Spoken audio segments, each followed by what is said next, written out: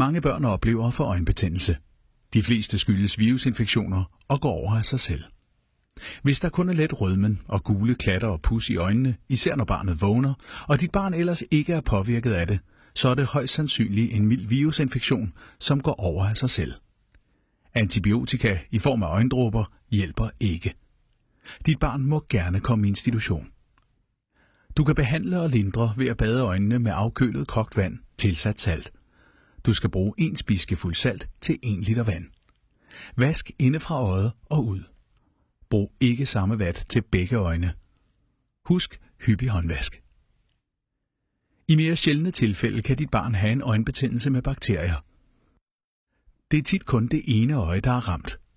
Øjet gør ondt og er meget rødt og hævet med pus og kan være følsomt over for lys.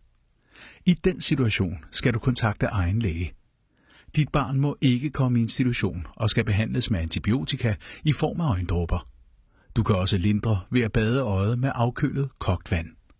Husk hyppig håndvask. Med venlig hilsen, Region Midtjylland.